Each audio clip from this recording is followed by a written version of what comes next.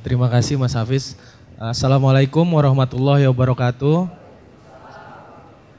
Selamat malam teman-teman semua. Perkenalkan nama saya Fajrin. Saya dari Bareksa. Jadi Bareksa itu adalah portal finansial terintegrasi. Seperti itu. Nah, kemudian malam ini sesuai mandat dari teman-teman Bukalapak, saya diminta untuk sedikit memberikan sharing mengenai investasi reksadana mudah dan terjangkau. Kayaknya malam-malam gini ngomong investasi berat banget gitu ya. Tapi coba kita bikin simple tentang investasi reksadana ini. Saya pengen mulai yang pertama dari investasi. Boleh minta teman-teman untuk gini, pertama kali yang teman-teman pikirin begitu dengar kata investasi itu apa? Boleh nggak? Ya, uang, terus untung, terus apa? Risiko, pasar uang, pasar modal, oke. Saham, oke. Cukup ya, terima kasih. Jadi sebagian besar teman-teman di sini adalah orang yang optimis. Beda dengan banyak orang yang ada, saya sambil duduk boleh ya? Jadi beda dengan banyak orang yang, banyak masyarakat yang saat ini memahami investasi. Kalau kita evaluasi banyak kan orang ngomong investasi itu rugi, duitnya hilang, bodong seperti itu. Nah, coba kita masuk ke supaya kita bisa lanjut ke pemahaman yang sama gitu. Jadi saya pengen jelaskan dari sisi harfiahnya investasi ini seperti apa. Jadi kalau pengertian dari Wikipedia sendiri, investasi itu akumulasi suatu aktiva untuk memperoleh hasil di masa depan begitu. Kuncinya sih ada 3, ini mengakumulasi sebuah aset dengan tujuan kedepannya kita dapat hasil. Beda dengan tabungan, kalau tabungan itu biasanya kita gunakan sebagai fasilitas untuk menyimpan dana kita. Nggak ada tujuan saya nabung 2 tahun, 3 tahun lagi untuk biaya menikah seperti itu, biasanya nggak ada. Yang ada, ya udah saya punya uang, saya taruh di bank, saya taruh dalam bentuk tabungan supaya aman daripada saya taruh di bawah bantal atau di lemari, nanti suatu waktu bisa hilang. Produk-produk investasi di Indonesia ini sudah banyak sekali, mulai dari investasi properti, itu dalam bentuk rumah, apartemen, kemudian ada lagi investasi dalam bentuk deposito di bank, kemudian ada lagi investasi dalam bentuk di dunia pasar modal itu ada yang namanya saham. Pernah dengar saham ya? Ada namanya obligasi, ada namanya reksadana. Teman-teman di sini ada yang pernah tahu tentang reksadana nggak sebelumnya? Saya punya souvenir satu buat teman-teman yang bisa bantu saya jawab. Punya reksadana atau tahu reksadana dulu deh? Ada yang bisa bantu Mbak? Oke, tempat investasi, ada lagi? Oh dari Bareksa, oke. Nah ini pengertian reksadana saya bikin lebih simpel. Jadi reksadana ini adalah wadah kumpulan dana dari masyarakat. Bisa mulai dari Rp10.000, kemudian reksadana ini diterbitkan oleh yang namanya manajer investasi dan dikelola oleh manajer investasi. Dikelolanya bagaimana? Dimasukkan ke instrumen-instrumen yang ada di pasar modal seperti saham, obligasi, dan deposito. Itu adalah pengertian dari reksadana. Lalu balik lagi ke tema tadi, reksadana itu mudah dan terjangkau. Kenapa bisa dibilang mudah? Nah, ada lagi nggak yang mau bantu jawab? Saya masih punya 2 souvenir lagi. Kenapa reksadana itu bisa dibilang sebagai sarana investasi yang mudah? Ya. Tabungan awalnya, setoran awalnya minimal. Setoran awalnya minimal, oke. Instrumen investasi yang lain. Oke, kalau itu mungkin terjangkaunya kali itu Mas. Ya Mbak.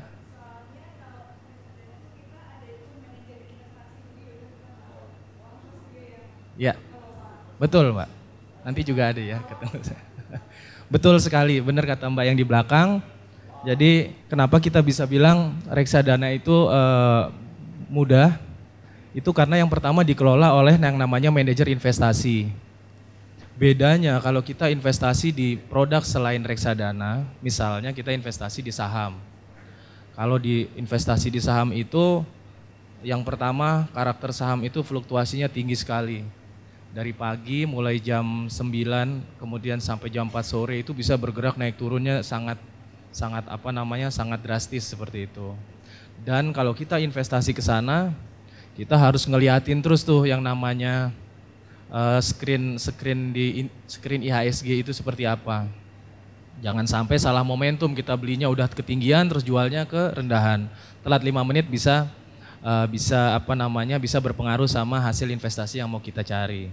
Nah, tapi bedanya dengan manajer investasi, kita seperti memberikan kuasa kepada pihak yang sudah profesional untuk mengelola dana kita. Jadi kita nggak perlu repot-repot lagi untuk ngeliatin screen saham seperti apa, perkembangan harga obligasi seperti apa, biar manajer investasi yang lihat. Jadi kita hanya perlu menginvestasikan duit kita pilih mana manajer investasinya, mana produknya, udah kita lihat aja. Kapan kita mau ambil, bisa kita ambil. Seperti itu. Itu tadi kenapa dibilang mudah. Kemudian terjangkau, benar katanya Mas yang tadi juga, karena investasi pada reksadana ini sangat murah. Jadi yang sekarang berjalan ini rata-rata investasi reksadana bisa dimulai dengan Rp100.000. Tapi ini salah satu inisiatif juga dari Bukalapak. Bukalapak ini membuat terobosan baru, jadi ada investasi reksadana melalui Bukalapak itu mulai dari Rp10.000. Nanti Mas Hafiz akan jelaskan itu di sesi berikutnya. Seperti itu. Nah, kemudian yang ketiga, produk reksadana ini juga diawasi ketat oleh pemerintah melalui Otoritas Jasa Keuangan. Jadi ini adalah lembaga pemerintah yang bertugas mengawasi industri reksadana yang ada di Indonesia. Jadi semua mulai dari manajer investasi, kemudian dari agen penjual, semuanya itu harus memiliki izin dari Otoritas Jasa Keuangan agar bisa mengoperasikan reksadana. Kemudian potensi hasil yang tinggi dalam jangka panjang. Ini nanti di slide berikutnya saya akan tunjukkan beberapa reksadana yang memiliki potensi hasil yang tinggi dalam jangka panjang. Kemudian diversifikasi untuk mengurangi risiko. Jadi balik lagi tadi kalau kita beli saham aja, satu jenis saham, misalnya saham Astra, hari ini naik, besok turun, otomatis kita nilai investasi kita ikut berdampak karena penurunan itu. Persis seperti penurunan itu. Tapi kalau di reksadana, risikonya terdiversifikasi atau terbagi-bagi. Karena isinya bukan hanya satu jenis saham, tapi bisa jadi 5-10 jenis saham. Saham A turun, saham B naik, jadi kan nggak jadi turun tuh. Sama gitu. Jadi risikonya lebih kecil. Kemudian ini benefit dari reksadana yang yang sampai saat ini diterapkan oleh pemerintah. Jadi penghasilan atas reksadana ini tidak kena pajak. Dibandingkan dengan nggak usah ngomong deposito deh, kita ngomong tabungan. Tabungan di bank itu bunganya itu dikenain pajak 20%. Kemudian deposito juga 20%. Kalau obligasi kena pajak lagi 15%. Tapi kalau di reksadana berapa yang bunga yang diperoleh itulah yang utuh kita dapat, tidak dipotong pajak. Dan yang terakhir ini reksadana ini liquid dalam arti prinsipnya bebas, kapan mau masuk, kapan mau keluar. Nggak ada waktu yang harus 30 hari, kalau kurang dari 30 hari kena penalti, nggak seperti itu. Jadi ini bisa masuk kapan saja, bisa keluar kapan saja, sangat liquid. Nah, ini beberapa pihak-pihak yang berperan dalam industri reksadana. Jadi kita sebagai nasabah ini sendiri kategorinya ada 2 teman-teman, ada nasabah institusi dan nasabah individu. Sekarang di Indonesia ini dari catatan akhir tahun 2016, dana kelolaan reksadana itu mencapai 300 triliun rupiah dan 80% diantaranya itu masih nasabah institusi. Jadi teman-teman masyarakat di Indonesia ini masih sangat minim berinvestasi di reksadana. PR dari kami memang masalah edukasi, belum banyak teman-teman di sini yang ngerti tentang reksadana. Rilis OJK juga di akhir Desember kemarin, nasabah reksadana di Indonesia itu hanya 400.000 orang. Dibandingkan dengan populasi Indonesia yang 250 jutaan sekian, jadi itu sekitar 0,2% saja. Jadi dari 1.000 orang yang ngumpul itu hanya 2 orang yang tahu tentang reksadana. Berbahagialah teman-teman di sini kita mulai tahu tentang reksadana gitu.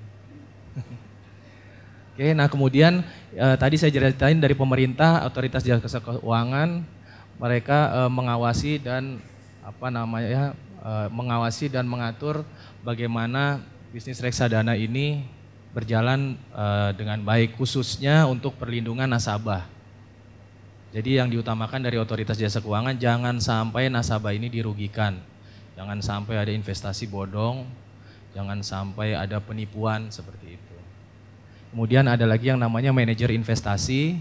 Manajer investasi ini perusahaan ya, bukan perorangan. Jadi ini perusahaan yang memiliki izin dari otoritas jasa keuangan untuk bikin reksadana, untuk ngelola reksadana, ngelola uang-uang kita, supaya hasilnya bagus seperti itu. Nah, ada juga yang namanya agen penjual. Agen penjual ini juga pihak yang diberikan izin oleh otoritas jasa keuangan untuk memasarkan reksadana. Mereka juga harus memiliki izin baik secara perusahaan maupun orang-orangnya. Jadi setiap orang, kayak misalnya saya ini harus punya sertifikasi sebagai penjual reksadana. Supaya apa? Supaya tidak melakukan kesalahan dalam penjualan atau mis-selling seperti itu. Nah, yang terakhir ada lagi yang namanya bank kastedian. Bank kastedian ini adalah bank yang akan menyimpan uang yang kita investasikan. Jadi gini, misalnya kita investasi di reksadana A. Uang yang kita ingin investasikan tidak kita transfer ke manajer investasi, melainkan ke bank kastedian yang ditunjuk oleh manajer investasi. Ini adalah untuk menjaga dari sisi keamanan nasabah. Jadi apabila tiba-tiba manajer investasi bangkrut atau berbuat yang tidak istilahnya melanggar peraturan, uang nasabah ini tetap aman karena ada di bank seperti itu. Jadi kita jangan khawatir kalau saya beli reksadana nanti MI-nya bangkrut, duit saya hilang, enggak. Uangnya ada di bank dan dijagain oleh pemerintah. Nah, kemudian mengenai jenis-jenis reksadana, sebenarnya jenis-jenis reksadana ini banyak sekali.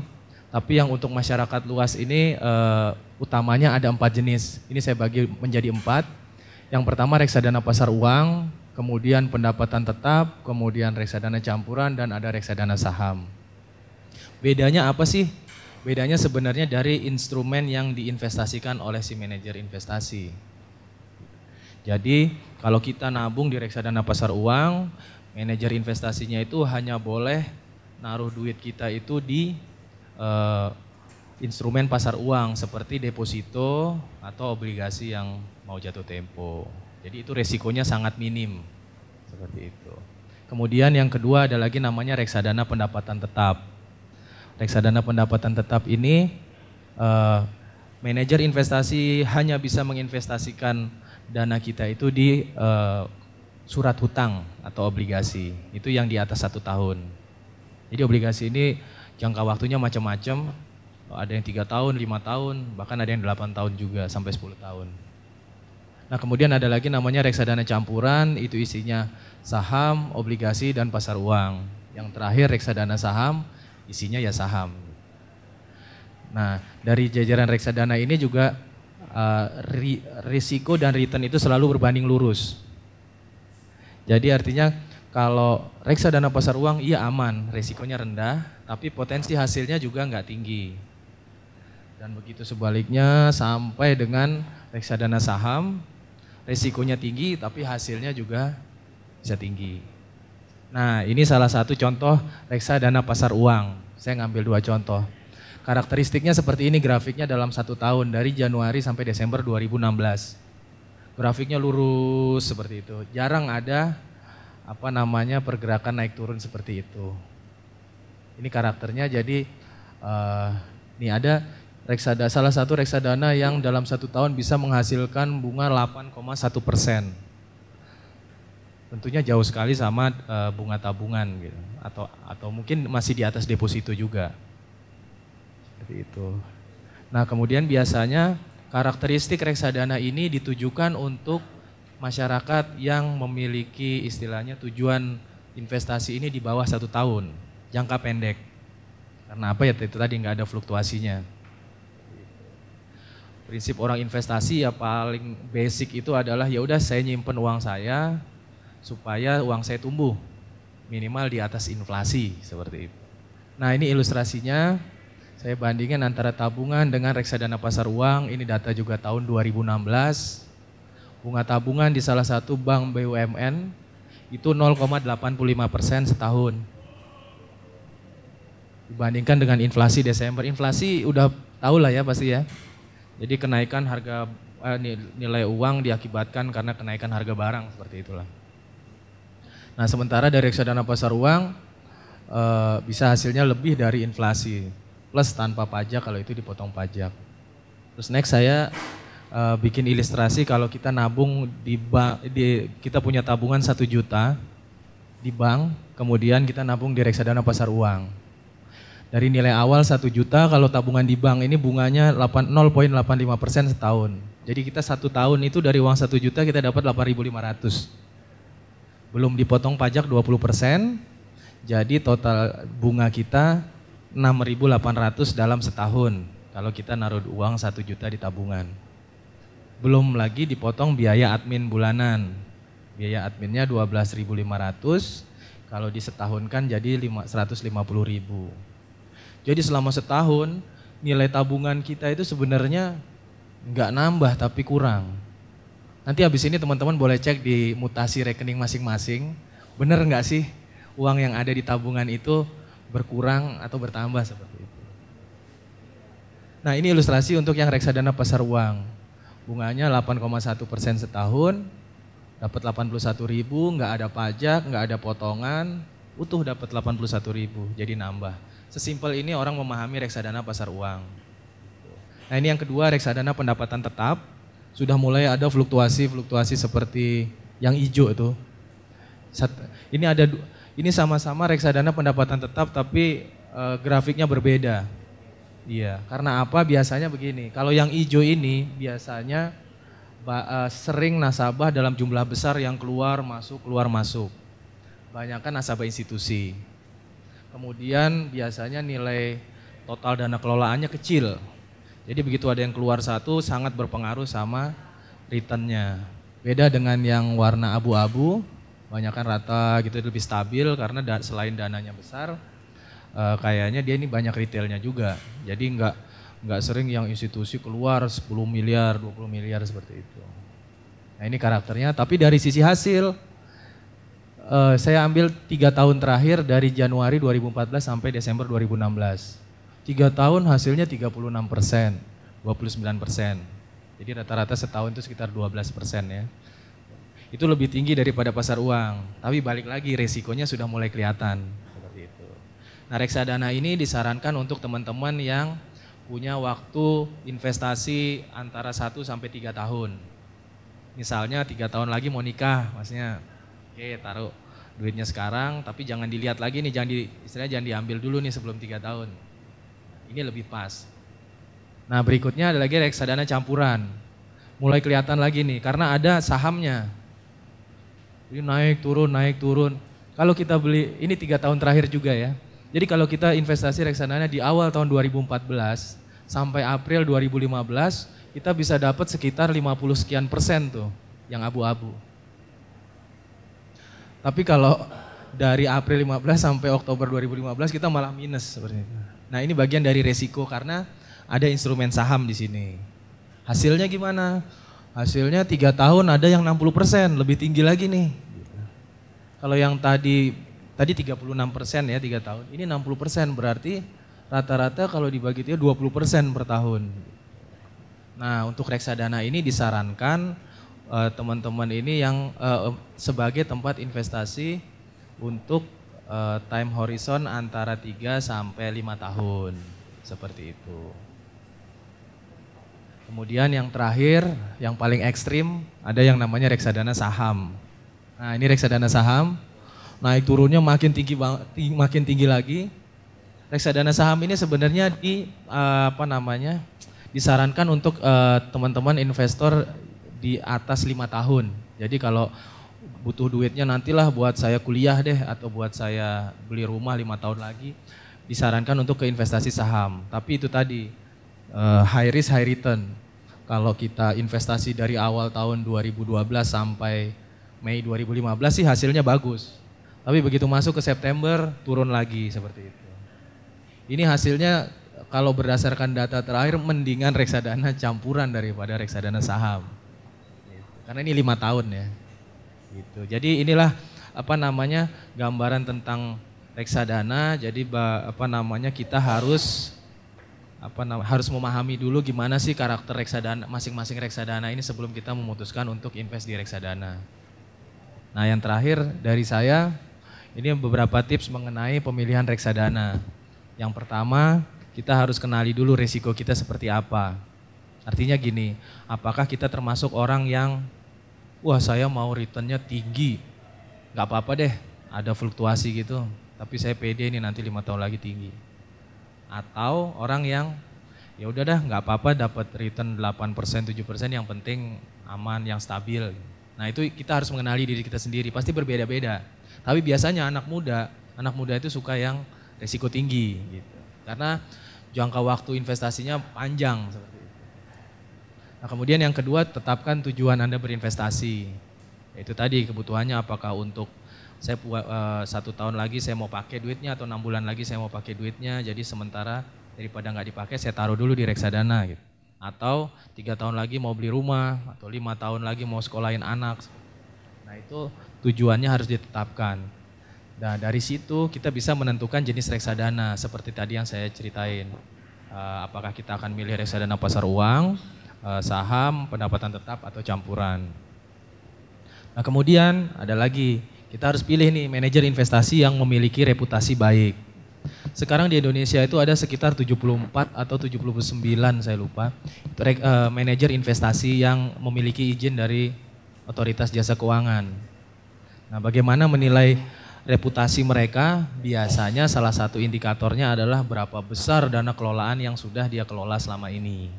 Itu mencerminkan kepercayaan masyarakat terhadap si manajer investasi. Nah kemudian setelah kita bisa memilih manajer investasinya, kita pilih reksadananya. Reksadananya pilih dengan yang memiliki track record yang baik. Karena begini, prinsip investasi reksadana, bahkan mungkin semua investasi, ya, tidak ada investasi yang real menjanjikan return yang fix. Termasuk reksadana ini tidak bisa menjamin bahwa nanti setahun ke depan akan 8,1% lagi, reksadana pasar uang enggak. Jadi yang bisa dilihat adalah kinerja masa lalu, seperti itu, track recordnya harus baik.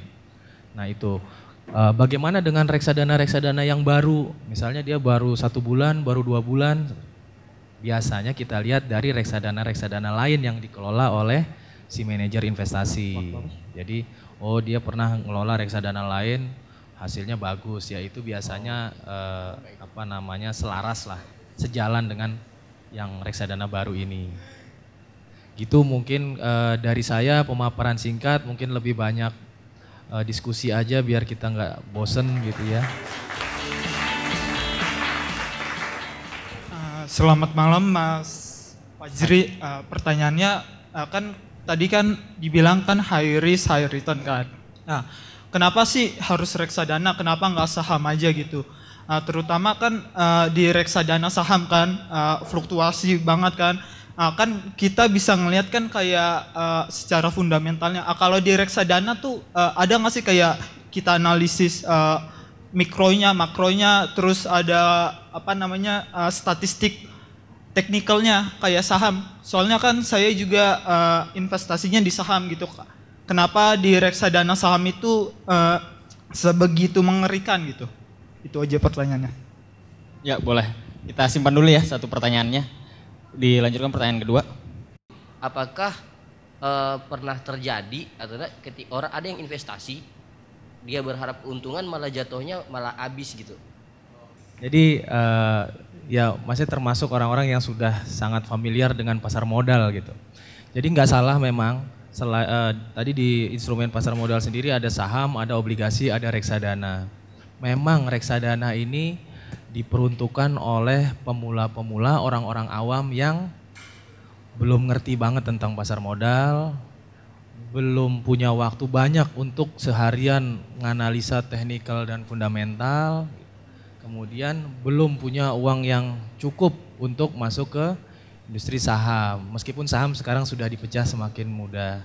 Nah, tahapannya memang begitu. Termasuk saya dari pengalaman pribadi, saya belajar reksadana, kemudian saya invest di reksadana, saya lihat wah ini setahun reksadana saham 20%, 30% gitu ya. Saya lihat lewat prospektus, oh si MI ini belinya saham A, B, C. Coba deh saya lihat di sahamnya langsung. Memang di saham itu potensi hasilnya jauh lebih besar. Bisa dalam 3 hari teman-teman kalau marketnya lagi mendukung bisa dapat 15% 3 hari.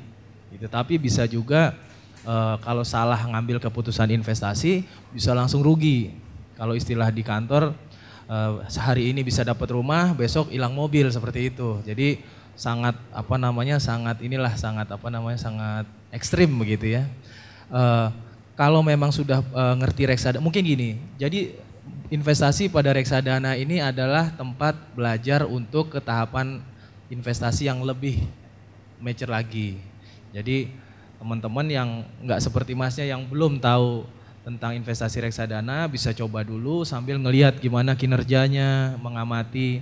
Kemudian nanti suatu saat sudah ngerti bisa langsung masuk ke saham begitu. Seperti itu sih. Sementara kalau kenapa dia reksadana saham ekstrim naik turun itu memang ya namanya manajer investasi, mereka juga kan menganalisa ya, dan setiap analisa itu nggak ada yang 100% benar. Gitu. Jadi nggak ada orang yang tahu market ini ke depannya mau seperti apa pastinya gitu. Selanjutnya kita beralih ke pertanyaan kedua.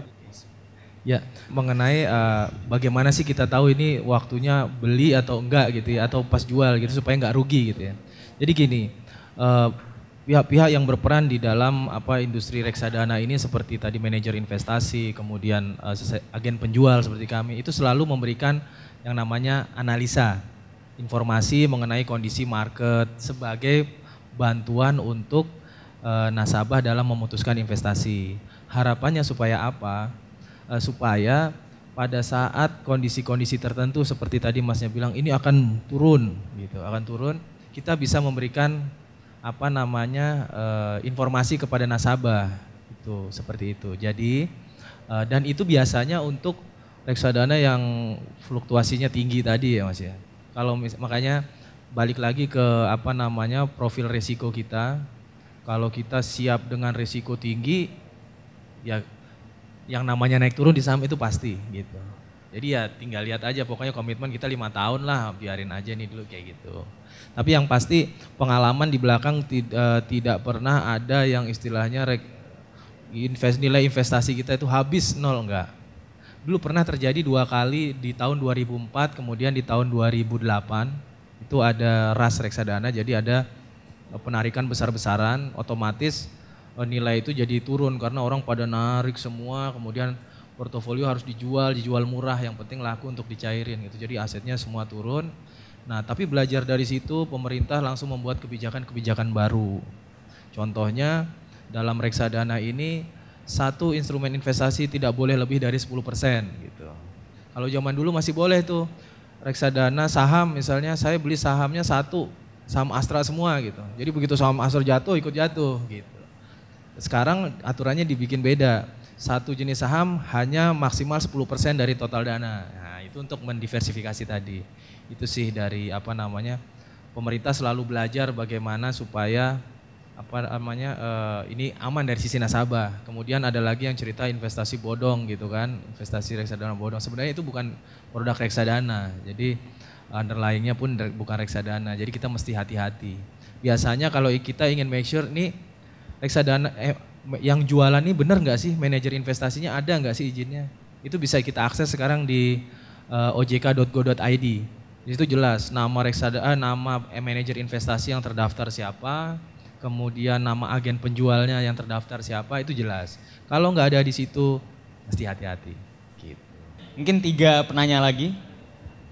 Saya mau nanya, jadi kan saya baru tahu banget tentang reksadana. Jadi begitu kita mau investasi ke reksadana, setiap bulannya ini tetap atau tidak ya. Jadi misalnya bulan ini saya cuma punya 10 juta, terus ternyata di bulan selanjutnya ada rezeki lebih nih. Apakah dia ini investasinya tetap 10 terus atau bisa 10 terus ke depan 20, nanti di bawah 5 atau gimana? Terima kasih. Oke, pertanyaan kita simpan dulu, beralih ke penanya kedua yang Mbak yang di belakang. Minta untuk dijelaskan lagi sih sebenarnya tentang skema pembelian reksadana. Itu sebenarnya kita memilih MI-nya dulu baru nanti MI menyarankan produknya apa, atau kita melihat produknya baru nanti dari produk itu kita lihat MI-nya siapa, seperti itu. Saya masih agak bingung aja. Makasih. Ya Mbak, jadi prinsip investasi reksadana ini suka-suka. Kapan bisa masuk, kapan bisa keluar.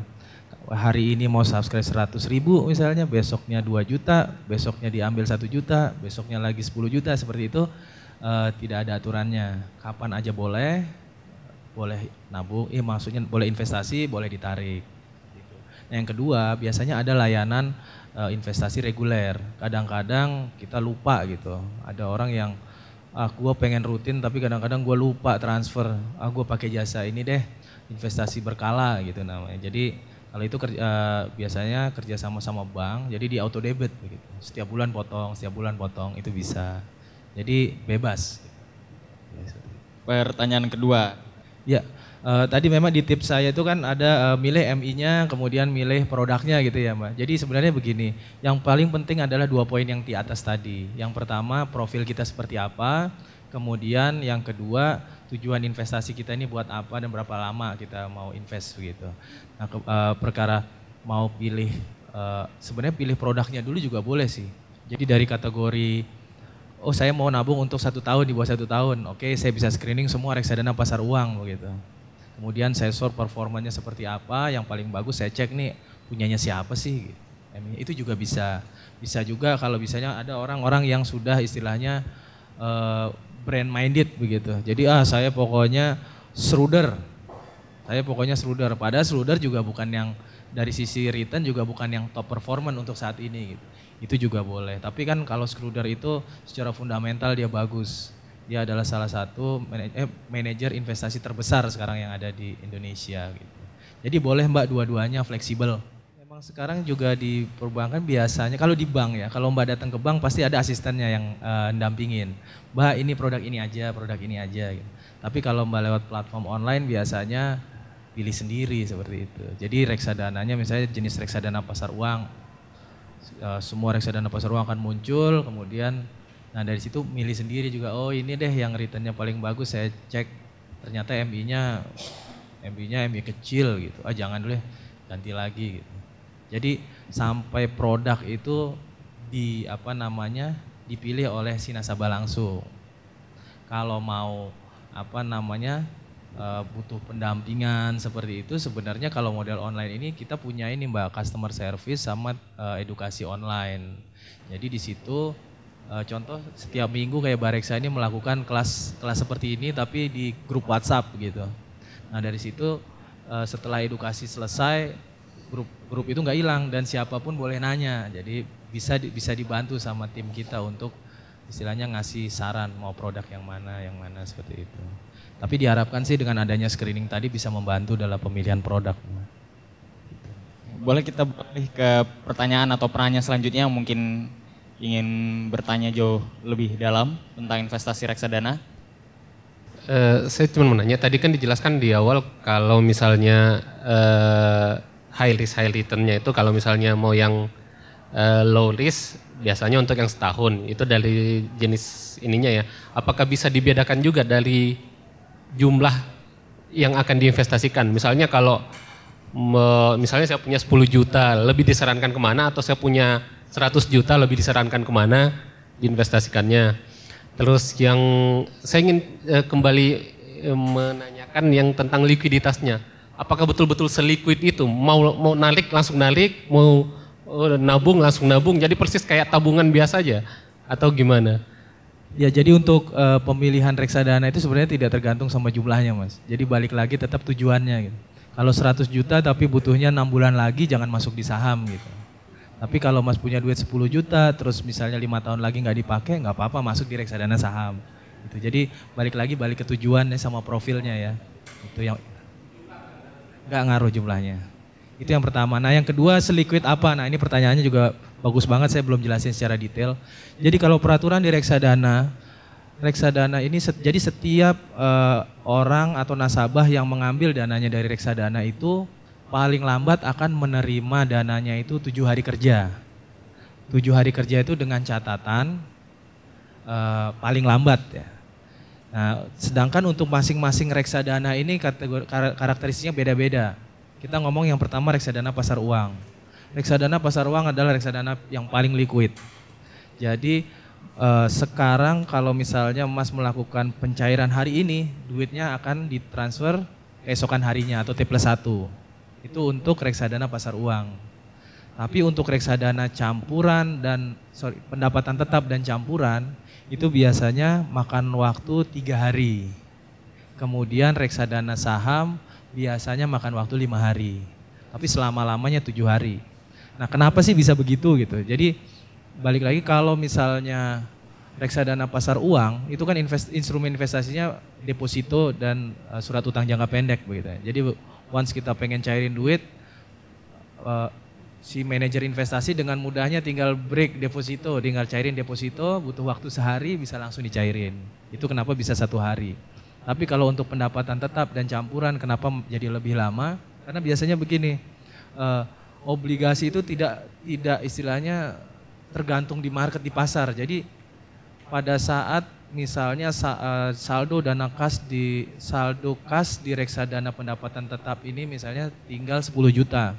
Kemudian Mas melakukan pencairan 50 juta. Kan kurang cashnya ya. Jadi si manajer investasi ini harus jual obligasi dulu.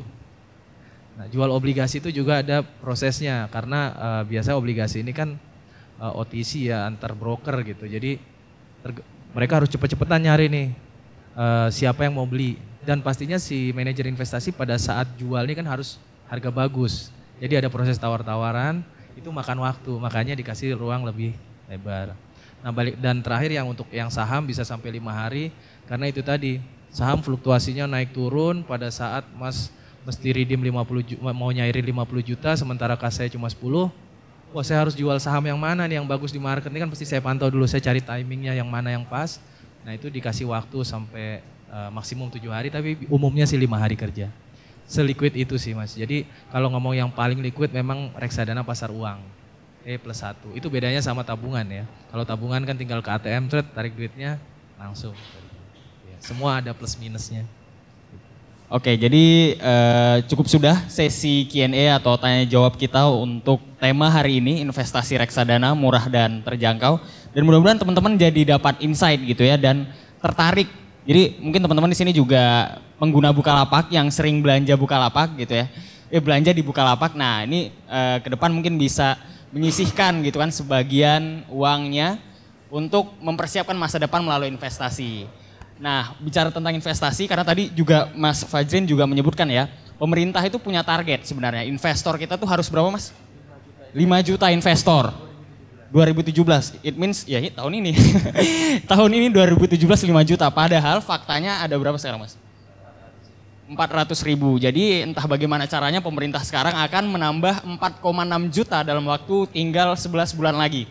Nah, Bukalapak bersama Bareksa sebenarnya sudah meluncurkan sebuah fitur atau terobosan baru pertama di e-commerce ya di Indonesia bahkan di Asia Tenggara gitu untuk membuka akses teman-teman atau pengguna Bukalapak ini untuk ya belajar investasi dari awal gitu ya untuk kita membukanya untuk pengguna awam. Fitur itu namanya Bukareksa. Mungkin teman-teman ada yang sudah tahu namanya Bukareksa?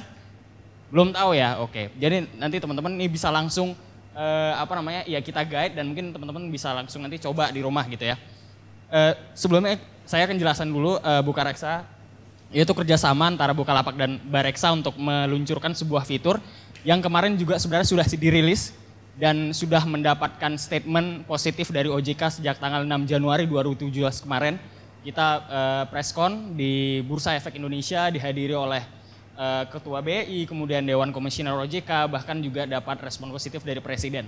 Jadi harapannya teman-teman juga ikut gitu ya, membantu pemerintah mencapai target investornya yang sebesar 5 juta di tahun 2017. Nah, mungkin juga saya mau demo sedikit ya tentang Bukareksa, mungkin teman-teman biar lebih tertarik. Apa sih Bukareksa gitu ya? Bukareksa ini sudah mendapatkan statement ya, license khusus dari OJK, dan untuk keuntungannya mungkin bisa ke bawah. Tadi kan Mas Fajrin juga sudah jelaskan ya, apa sih keuntungan di reksadana via online, kemudian bagaimana menjual dan membelinya. Nah ini bahkan jauh lebih mudah daripada yang sudah ada gitu. Yang pertama minimal dananya terjangkau. Tadi mungkin Mas sudah jelaskan 100.000, sekarang di Bukareksa bisa 10.000. Mungkin teman-teman ada uang 10.000 yang biasa pakai jajan, ya udah disisihkan aja di sini gitu ya. Mudah-mudahan bisa jadi return dan ya dapat insentif. Kemudian yang kedua, prosesnya lebih simpel. Jadi kita simplifikasi. Yang kita wajibkan hanya dari aturan OJK, jadi tidak perlu sebanyak dan seribet yang ada di bank. Kita sudah memverifikasi ke OJK, dan mudah-mudahan teman-teman di sini jadi lebih mudah untuk mendaftar di Bukareksa. Kemudian yang ketiga, investasinya bisa kapanpun, bahkan Sabtu Minggu, tengah malam, jam 2, habis ya mau kapanpun bisa investasi di Bukareksa. Ke bawah. Nah saat ini Bukareksa itu produknya baru satu, produk reksadana pasar uang. Karena memang produk reksadana pasar uang seperti tadi yang sudah dijelaskan Mas Fajrin melalui kinerjanya, ini cocok banget buat teman-teman yang masih awam gitu ya, profil resikonya rendah, baru mau tahu investasi reksadana, boleh coba investasi di Bukareksa. Oke, mungkin saya bisa login ya dengan akun saya, jadi saya udah terdaftar sebagai investor di Bukareksa, ya ketahuan deh ini angkanya. Jadi saya punya jadi coba diklik investasi di Bukareksa. Yes. Ya, jadi di sini sudah ketahuan semuanya, profil, produknya seperti apa. Mungkin bisa diklik Mbak yang produk. Jadi kalau produk kita menamakannya CIMBP Principal Bukareksa Pasar Uang. Ini salah satu jenis produk reksadana pasar uang yang manajer investasinya adalah CIMB Principal Asset Management dengan bank kesediaan BCA. Jadi keduanya atau semua partnernya adalah yang benar-benar top gitu. Kita sudah memvalidasinya dan kinerjanya sangat baik. Mungkin Mbak bisa buka tab yang 1 bulan. Sejak tanggal 24 Desember sampai per hari ini trennya sangat naik. Jadi maksudnya nggak ada fluktuatif like saham atau obligasi gitu ya. Ini naik terus, jadi harapannya biar teman-teman nggak ketinggalan nih bisa nitip gitu ya, nitip dananya biar dapatan insentifnya gitu. Sekarang sudah 1.007,72 dana, dan saya coba beli ya biar teman-teman juga bisa paham beli. Jadi di sini juga udah ada prospektus dan fund fact sheet-nya kalau teman-teman ingin tahu apa sih kemana sih investasi ini dialihkan gitu ya, bisa nanti teman-teman download, dicek dulu klausulnya. Jadi memang teman-teman harus bisa membaca prospektif dan fund fact sheet-nya. Kemudian ya mungkin saldo berapa ya, 400.000 lah ya. Coba saya beli 400.000 dengan saldo buka dompet. Jadi ini hanya pembayarannya via buka dompet ya. Jadi biar teman-teman lebih simpel karena hanya klik 30 detik aja udah terbeli gitu. Daripada mungkin teman-teman ke bank, perlu bank transfer atau perlu telepon dulu, via buka dompet very simple and instant. Oke, mungkin seperti itu penjelasan tentang Bukareksa. Nanti teman-teman mungkin belakang boleh diskusi atau lebih mencoba lah punya experience sendiri dalam ya langsung terjun langsung ke investasi reksadana setelah tadi mendapatkan wawasan ya, ilmu pengetahuan dari Mas Fajrin. Harapannya teman-teman di sini selain mendapatkan networking di sini dan mendapatkan wawasan juga, jangan lupa nanti di-update atau jangan ketinggalan info selanjutnya di sosial media Bukalapak untuk tema-tema Buka Talks lainnya yang saya yakin sangat seru dan insya Allah bermanfaat. Terima kasih. Assalamualaikum warahmatullahi wabarakatuh.